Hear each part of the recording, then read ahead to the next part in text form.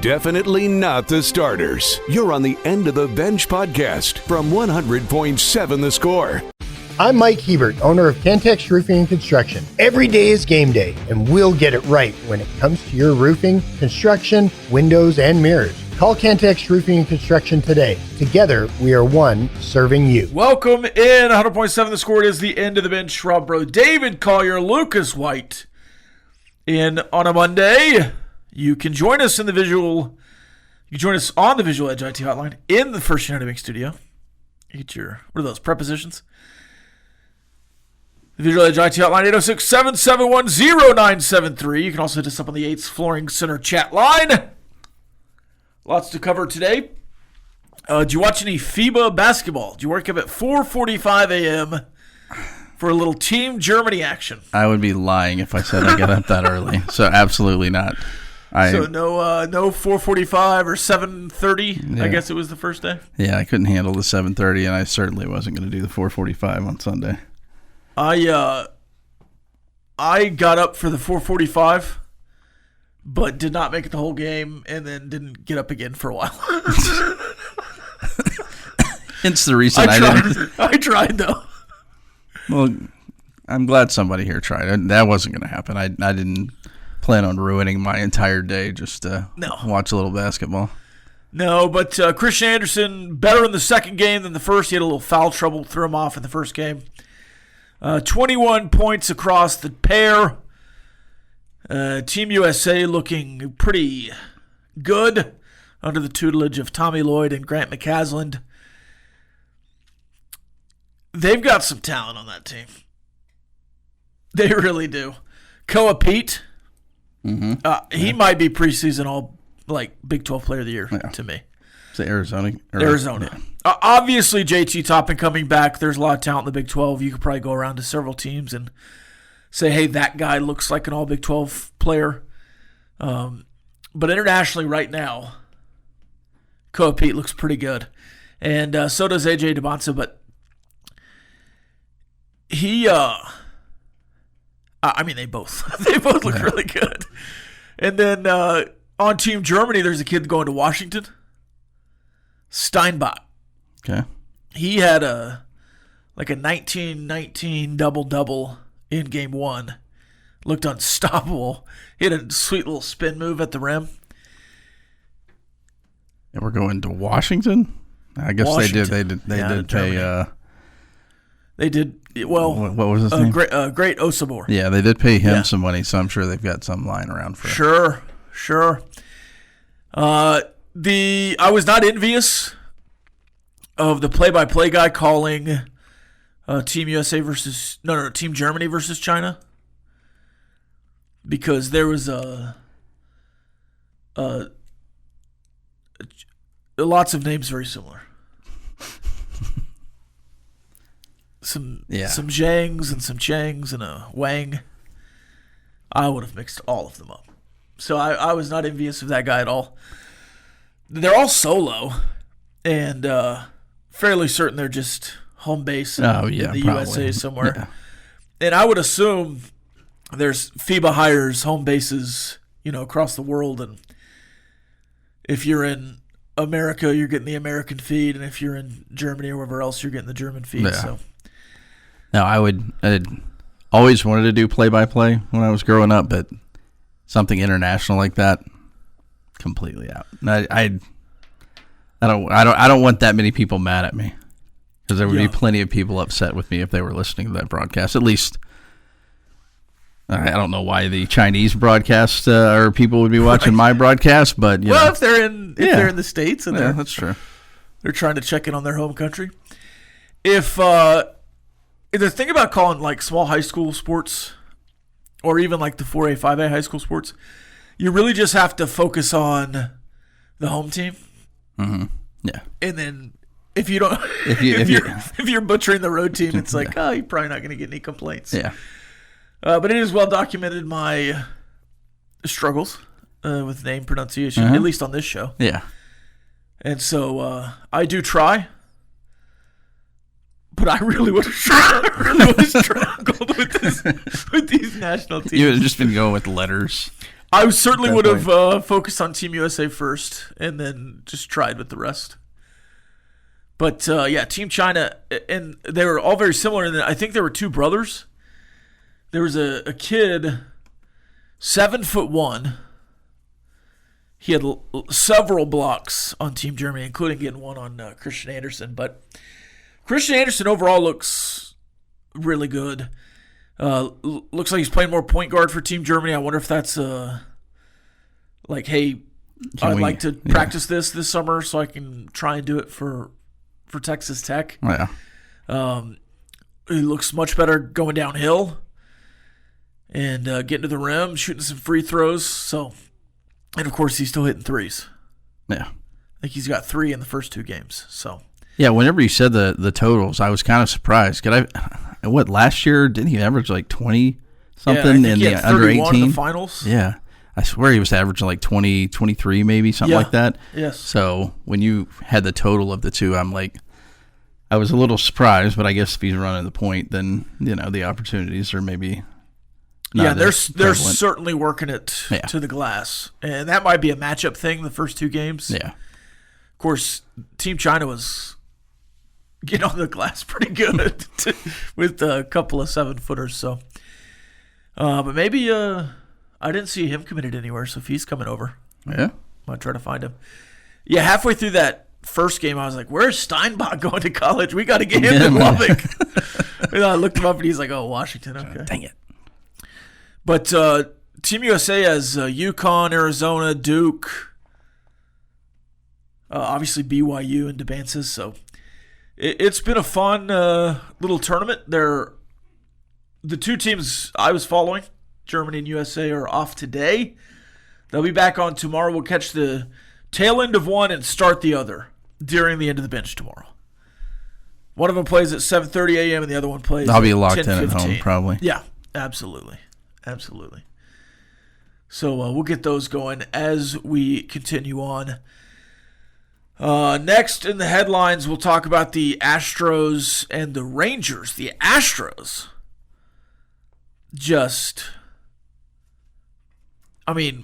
offensively, they've been fine. Their pitching staff is in fuego the last couple of weeks. It's pretty ridiculous. Lots of zeros on the board. If not for games, for large swaths of innings. So the Astros looking pretty good. I don't know if they're going to take a step back. And then the Rangers, after not playing any extra inning games until 2 weeks ago? I was about to say have now played 4 or 5. Yeah. And they played 3 this weekend against Seattle. And if you're paying attention to the broadcasts, the TV or the radio broadcasts, or some of the Rangers beat writers, we could be in some dangerous waters for Josh Jung. And you might start hearing some conversations about changes of scenery and whatnot, which I do not like. No. I don't like those conversations, and I don't like the media guys really getting all over Josh Jung, because that kind of creates a fan base that's against him. And you've seen that quite a bit, but we'll talk about that more at 9:30. Some dangerous, choppy waters for Josh Jung. He needs to shake loose a little bit. Even though, if you look up and down the lineup, he is not the only one struggling. But it seems like he's the guy people are picking out and choosing to complain about. Of course, he had a pretty bad stretch against Seattle. Yeah, had an error in there too. There were the Rangers, I think, 16 straight games with no errors. And then Corey Seager had one, and Josh Jung had one this weekend. So, pretty rough. Well, it's easier probably to get on the guy that doesn't have the longer contract as well, right? Oh, yeah. Yeah. Oh, yeah. And it's like, again, we'll talk about it at 9:30, but it's the moments. It's the moments that Josh Jung is struggling. I agree. Definitely not the starters. You're on the End of the Bench podcast from 100.7 The Score. Josh Jung of the Texas Rangers, former Red Raider, has been struggling. And I think you can just go down the roster, the lineup, and say, yeah, he's struggling. Wyatt Langford has been bad. Then he got put on the IL, and Corey Seager, I think, is back, but he was struggling. Marcus Semien was awful to start the season. He's kind of working his way back. Evan Carter has been pretty good since he got brought back up. Or brought up, I guess, period, this season. But Josh Jung, for whatever reason, has been singled out in the last 2 weeks. I guess it's because other guys have been performing adequately, and he has not. But Bobby Belt puts a graphic up. These are the 13 of the 27 pitches Josh Jung swung at over the weekend. There are 4, at least a full ball above the zone. 4, at least a ball, potentially 3 balls outside of the zone, inside the zone. 3, at least a full ball below the zone, and then 2 outside. 1 way low and away that he chased. We'll call that one the Josh Hamilton special. Yeah. But you were mentioning in the break that rookie year Josh was only swinging and missing low and away, and he was doing it a lot. Yeah, but people were just focused on that. Yeah, they were just throwing it there because they knew that he was going to take the bait every single time, it seemed like. Through the first 2 games of the Seattle series, Evan Grant was putting out tweets. That's 3 innings in a row that Josh Jung has ended. 4, 5, 6, 7 innings in a row that Josh Jung has ended. It seemed like he was coming up with 2 outs every at-bat and not performing. Runners in scoring position was awful this weekend. After a pretty good Baltimore series, you thought he was kind of shaken loose of it. He was not very good this weekend. He did get a hit in RBI on Sunday, the first RBI, knocking in Evan Carter after an Evan Carter double. But after that, he comes up in extras with runners on the corners, and Bassick catches himself a little bit. But Bassick was like, "Oh, they think they can strike him." Oh, I mean, if they're in the dugout over there, they're talking about striking out Josh Jung, and of course they do on a pitch high above the zone. And then Osuna walks up, the rookie, and they intentionally walk him because first base is now open because during the at-bat, Evan Carter stole second during the Josh Jung at-bat. And so the base is loaded. Higashioka comes up, and he also gets out. Yeah. So rough inning overall to get the bases loaded and not get anything home. But to go after Josh Jung, walk the rookie, yeah, and then go after Higashioka, that's telling. And for Bassick to be in the booth saying, "Oh, they think they can strike this guy out. What a bum," basically. Yeah. As a former pitcher. Yeah. Like, hey, if I was pitching, I would be trying to pitch to this guy and not walk him. And it's not so much that they wanted to get to Osuna. As a former pitcher, they gave up the record-breaking home run to Barry Bonds, I believe. Yes, that is his claim to fame. Yeah. But if you just search Josh Jung. Yeah, it's not good. Josh Jung is a terrible baseball player. His fall-off is worse than Rougned Odor's. I don't know if I believe in that. Evan Grant, this has ultimately been a very rough series for Josh Jung to finish off a very rough month, and it's likely to only ramp up conversation about his spot. Now, if Josh Jung was former Missouri Tiger Josh Jung, yeah, I am going to be honest, I would be saying, why in the heck is Josh Smith not just playing third? But as a guy who watched Josh Jung play baseball at Texas Tech, I know he has consistent contact in him. And that's who he was at Texas Tech. But it feels like right now the moment is too big for Josh Jung, which is not something we ever said when he was a Red Raider as Big 12 Player of the Year. Yeah, and you mentioned the whole Josh Smith thing an hour ago. I guess CBS Sports writers talking about potential trades. And a line on Josh Jung is the Rangers could just trade Jung and stick Josh Smith at third base full-time until top prospect Sebastian Walcott arrives, which could be as soon as August or September. So if you're a Josh Ranger fan, you're hoping that the bat is figured out here in the very near future, but he might be running out of time. If you continue that,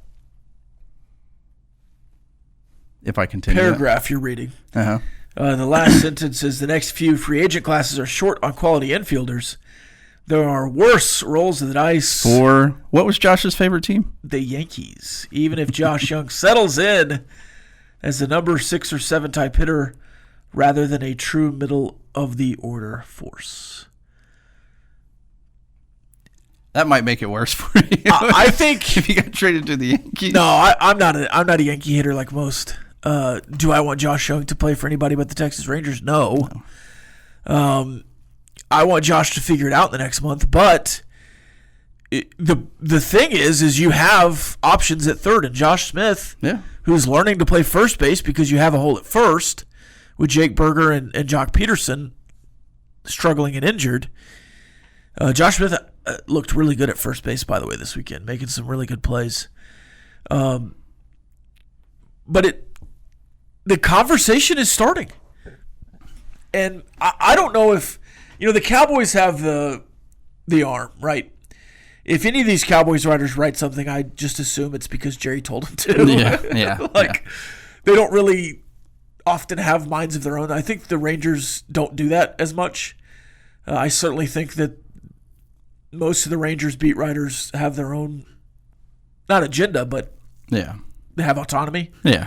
More so than Cowboys.com writers. I don't think they're part of But I wonder if Chris Jung is like, hey, why don't you float this out there and see what the public opinion is? Yeah. Because he was a cornerstone 2 years ago, Josh Jung. Yeah. That people really thought highly of. And it feels like it's changed pretty quickly. And he's got a better batting average than 6-7 guys in the lineup, and he's getting the brunt of the conversation right now. Yeah, but I think it sticks out whenever you really bad end month. Innings and really bad month, and in the moments. The moments, runners the situation. Scoring position has been bad. Situations have been bad. I mean, when you see a tweet that said Josh Jung finally delivers with runners in scoring position from yesterday. Dating back to 2023, in his last 162 games, he's batting .250 with a K rate of 27.2. Yikes. Into the bench continues after this. Playing time is not required. This is the End of the Bench podcast from 100.7 The Score. We've got Bullfighter's thoughts on Josh Jung. He says, my thoughts on Josh, he really needs to figure it out. His scouting report against him isn't hard to put together. Struggles big time with breaking pitches away and recently high fastballs. And that's a dangerous combination to struggle with. Yeah. Because you can set him up away, he'll swing. You can hit him back up and in or just up, and he'll swing. If you're swinging at both of those, you're striking out a bunch. Yeah. I've seen him more frustrated this year than I can remember. If he doesn't figure it out, I'm afraid Chris Jung will move on. And this new news isn't helping. That's that Rangers' top prospect infielder Sebastian Walcott has been selected to participate in the 2025 All-Star Futures Game, which will be held, not could be, July 12th at Truist Park in Atlanta. Yeah, Walcott is close to coming up. And if he comes up and they want to play him at third, or if he comes up next year or the year after and they want to play him at short and Corey Seager goes to third, if you're talking about Walcott, Seager, and Jung, there's an obvious odd man out. Yeah. And if Jung starts playing really well, I think you could start training Walcott in center or something like that and have him available, or at second and say, Simeon, hey, man, thank you for the time. But you're old. Hey. Than the rest. Okay. How old is Marcus Simeon? Probably my age. Yeah. What an old guy. What an old dude. Let's see. Jung has too many years left of team control to be a trade candidate. I don't know. Because if this is one of those deals where it's a part of 3 or 4 deals that you kind of make in a flurry at the end, I think for a team like the Yankees, if you trade a controllable infielder with major league time, you can get some top-end things back. Whether that's top-end prospects, or if you're just trying to make room on the roster for Josh Smith to play every day, you're probably not looking for too much back, but it's Josh Jung, so you're probably looking for a pretty hefty package. Yeah. And it could be that you just say, hey, Josh Jung's available, right? And you see what hits. You see what bites. There's some fishing going on there. And if something does bite, it does. If it doesn't, it doesn't. All right, let's hit some burning questions here, Lucas. 2 minutes of non-stop in-your-face inquiries with no end in sight. It's time for Burning Questions. All right, I'm going to absolutely rip off what you brought up at the end of the hour, the morning drive question. I'm going to ask it like this. The college football playoff, making the college football playoff, is equivalent to what else in college sports? So they went with the final. Jamie went with the Final Four in basketball. Yeah. And then just making it to Omaha. Yeah, I think it was a little more. There's some nuance in there. Yeah, there was some nuance. Those were his final answers. Yeah. So you can get a little more in depth and give me your final answers with some reasonings. So the college football playoff would be. I think it would probably be. What, you got 8 teams in. Yeah, I think I would definitely give you College World Series.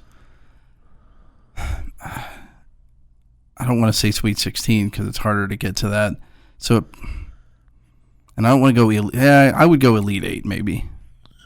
Maybe Elite. I'll go Elite 8 in college basketball. So 8. I think it's the 8. I realize there's more involved, but 12. But to what their argument was, I think it all depends on the history.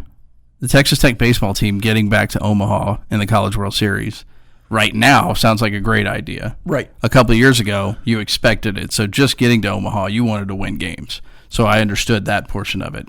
Getting to the college football playoff this year for Texas Tech football, I think, is a win, even if you lose right away.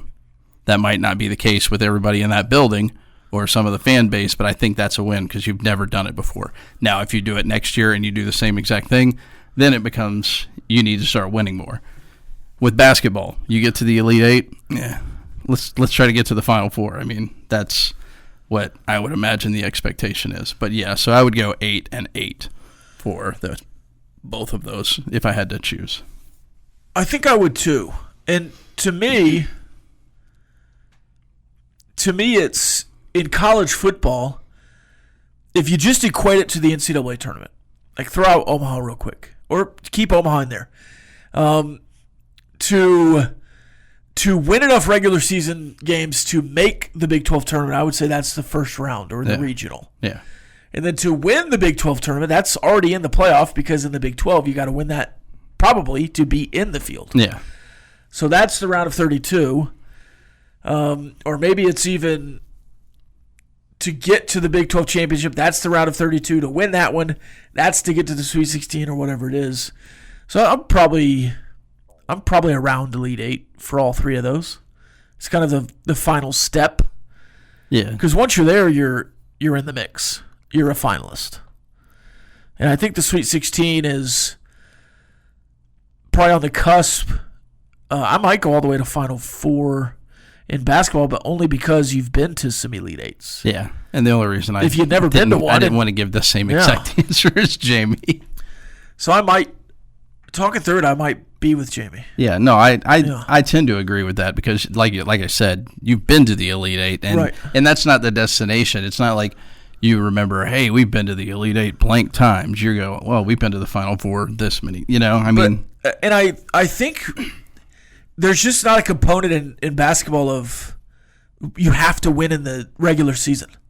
Like, you have to win enough. You have to be in the field. But you could be close to 500, win your conference tournament, or not even win your conference tournament. If you're in the SEC or the Big 12, you could be close to 500.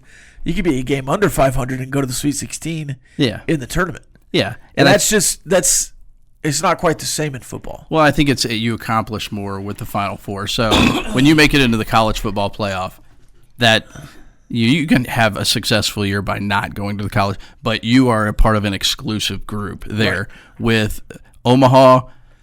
You guys go, you have your media days and everything. With the Final Four, or with the Elite Eight, once you win the Elite Eight game, you know what you're doing in 2 days? You're playing another basketball game. Yeah. When you win your Elite Eight game, you cut down nets to become part of a fraternity of 4 teams playing in the final location. I know it's not a final location with a college football playoff, but I think the Final Four part of it makes more sense. What do you think, Lucas? I really hate to sound like a broken record, but I do agree with you guys 100%. I would say the Elite Eight, definitely. I think by the end there we got to the Final Four. Yeah, we did get. I talked myself into the Final Four. Yeah, I think I did too. I'll say Elite Eight. Still. Okay, all right. Yeah, the finality of it, and you realize it's almost like you won there, even though you still have more work to do. You get to celebrate being part of that group of 4 and have a little break before you lock back in to go do your thing. Playing time is not required. This is the End of the Bench podcast from 100.7 The Score. This texter says there are some people that have the football team as a top 15 team. Why not? So the 2 hosts on the morning drive today. We already used one of their segments today. Just can we use their bold statements? Quickly, another one. Okay. I don't think they play a lot of EA College Sports video games. No, I don't. But they're going through the EA College Sports video game post of top 25 teams. Yeah.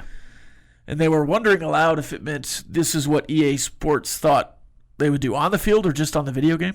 Yeah, it's just it's their team ratings. Yeah, the ratings, like the compilation of their. I think they decided at the end that it was what they thought they would do in real life. It's like, no, it's just they're rated an 86, I think, which is top 13. Yeah, with a 92 on defense and an 85, 86 on offense. Maybe they're an 88 overall, whatever it was. That's just video game world. All right.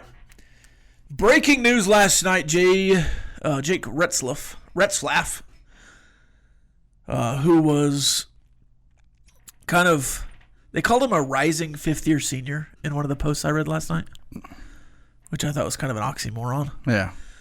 But this is a guy who broke out last season as the BYU quarterback. Played in 13 games, and BYU won 11 of them. They went 11-2, just missed the Big 12 championship game.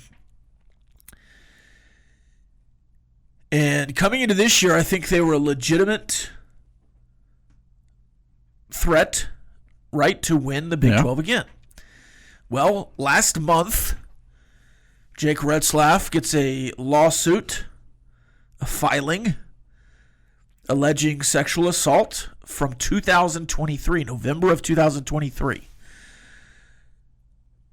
So not the 24 season. This goes all the way back to when he was a 2023 player, still on BYU's roster.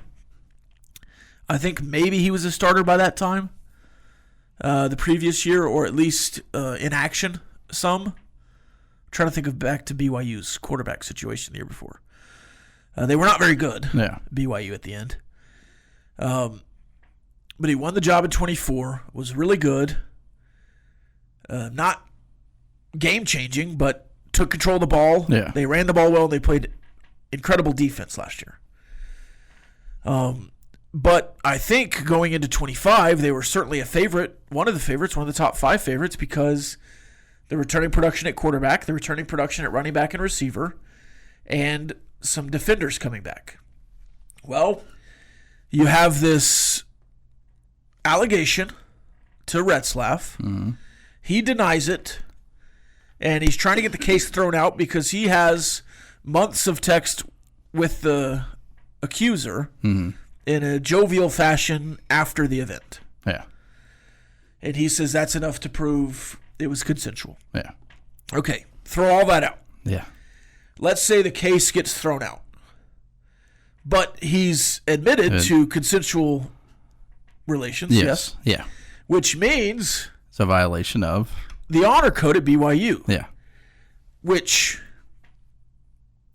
in 2025 is outside the norm. Yes. That you would have that kind of regulation, but they have signed it. Mm-hmm. They understand the issue, right? Yep. And this is not the first athlete a high-profile athlete at BYU to run into these kind of situations. Even if the case gets thrown out, even if it goes nowhere else, even if it's completely fabricated or whatever else, he's admitted to the consensual nature, which means he'll be suspended from 5 to 7 games. And it looks like the expectation at BYU is that he'll be suspended for 7 games. Well, last night, allegedly, according to multiple writers and college football reporters, Jake Retzlaff has told the staff and other players that he plans to enter the transfer portal. One of the landing spots, potentially, the Utah Utes. Interesting. Yes, very interesting. I perused the Big 12 odds this morning. They were about plus 800 across the board, which would have been good for 6th in the Big 12 yesterday. Kind of tied with Baylor in some books. Arizona State, Texas, Utah, and Kansas State the top 4, odds-wise. With Texas Tech, Arizona State, and Utah all kind of even. In some books, Arizona State right ahead. In most books, Kansas State the outright favorite. Well, BYU's dropped about 1,000 points, 1,000 odds. They're now at 1,800 in most books. So my question to you, David, with a true freshman starter from Utah State that started 6 or 7 games, was at BYU last year, now in year 3 of college football, potentially the new starter, or a kid from Western Michigan, the new starter, or a former 4-star. Or could they just... Or if they reclassify the 5-star and get him early. Or could they not just magically find somebody who decides to hop in the portal themselves? Okay, so Retzlaff has graduated. Yeah. So he'll be a graduate transfer. Okay. So you'd have to find some kind of loophole. Graduate transfer. Some kind of graduate transfer to come in and start. Yeah, certainly they could try to figure that out. Now that would be... Tampering? There's no tampering in college football, so you're okay. It would certainly look like that, right? But let's just say they hold on to this roster and move forward. Do you have them... What did Retzlaff provide? Was he a 2-win quarterback? Is there 3 wins of difference? How many wins do you think Baron Morton provided last year? Last year? Yeah. I think if... Sorry to turn it around on you. No, that's a good... It's part of my answer, though. That's a good question. So if Will Hammond is the starter all year, let's say, I think Baron Morton provides at least 1 win over Will Hammond, maybe 2. It's not a lot, right? No, I don't think your 6 games different. I think because of how you were set up last year, Taj Brooks and that offense helped Baron Morton a lot. And like you said with them, their defense and... They had an incredible run on turnovers last year. Yeah. Which I don't know that they can repeat either. Yeah, but I'm just saying their defense helped. Oh, yes, 100%. Yeah. Well, if you look Baron Morton was a better quarterback than Retzlaff last year, stats-wise. According to, I don't remember what tweet, but it was a stat tweet. Retzlaff was 11th in the Big 12, and Baron Morton was 12th.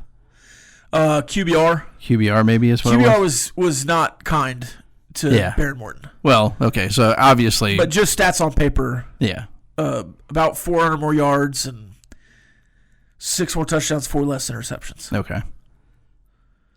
I mean, if you're putting a true freshman in there, it's going to be difficult for everybody. Yeah. I think I would wait to see the situation, but I don't think he's giving you that much at the quarterback position. Yeah, I think you could plug another guy in and have as much success as Retzlaff had last year. Yeah. I think he was more highly thought of because of the novelty of the BYU stuff and as kind of a breakout star as a 4th or 5th year player. Yes, I agree. Yeah, I don't now again. So I don't think the odds change much. If you wanted to bet BYU yesterday at plus 800, I think you probably double down at plus 1,800. I don't think their odds change. I don't think their odds should change that much. No, I don't. And they have. Well, I mean, you lose a starting quarterback. Most people are. I mean, just certainly. But I don't think he changes it not that significantly. No. Now, if he goes to Utah, would you? That would bump theirs up. Yeah. Yeah. Do they become the favorites?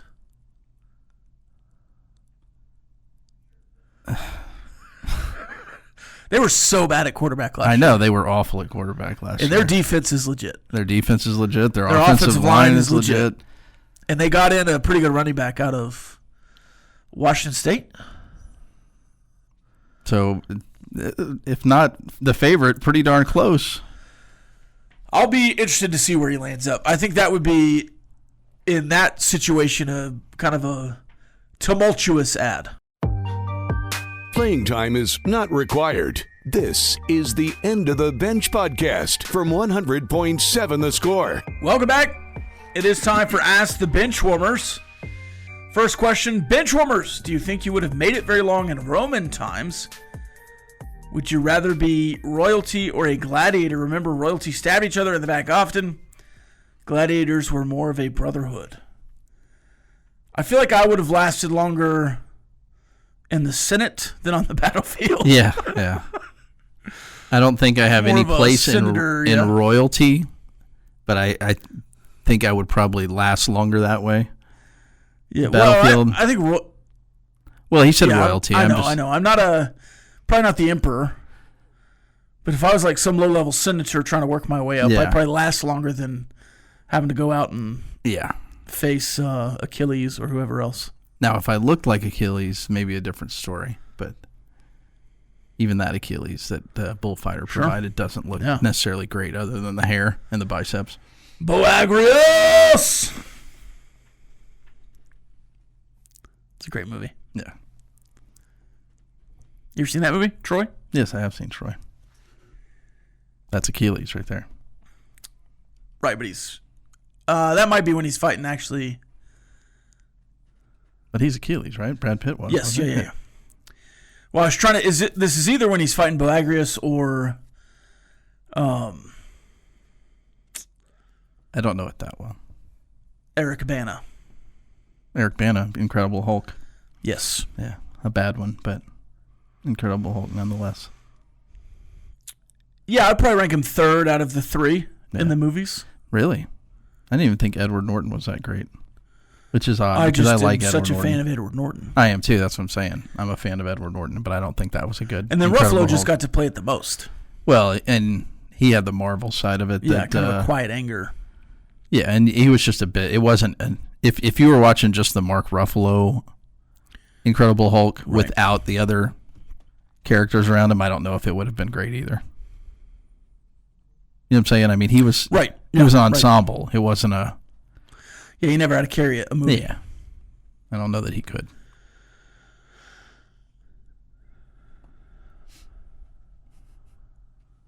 Yeah, probably not. Yeah. Maybe he could have. I mean, if Jennifer Garner was there.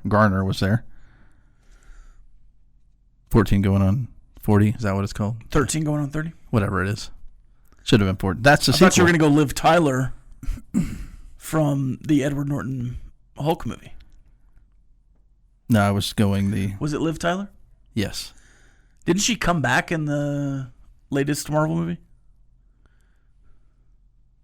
That's the same person? She was the daughter of the president. Yeah, something like that. Yeah. Who was Harrison Ford.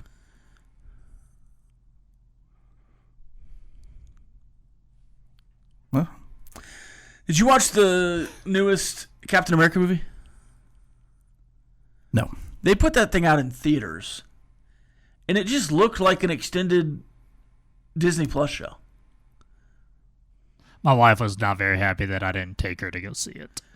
Well, and apparently it bombed at the box office, and then it was setting records on Disney Plus because everyone waited to. She enjoyed it watching on Disney Plus. Yeah, so I didn't ever go watch the Thunderbolts or whatever, but I'm excited to see that one when it comes out on Disney Plus. I only made it through about half of the new Captain America movie. I need to finish it. Yeah, but it's just they could have made that in 4 episodes on Disney Plus and just put it out there. Did not need to be a movie. They just needed something out. And I think it bombed so bad they've like changed the Marvel plans. I don't keep up with it nearly as much as I used to. No, well, because it just got so cumbersome. It's so many movies. So many different, and shows that you had to keep up with to lead into the next thing. That was just too much. I watched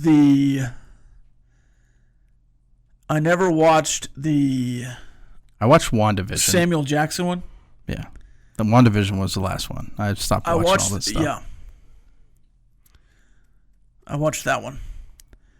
So you didn't watch Catherine Hahn and Agatha All the Way or whatever? Nope. No, I was done. There was too much. I shouldn't have to spend that much time to watch all of these other things just so it. Now, do I appreciate how they work them all together to lead up to a movie that's being released in the theaters? Absolutely. But do I have time to follow all of those timelines? Absolutely not.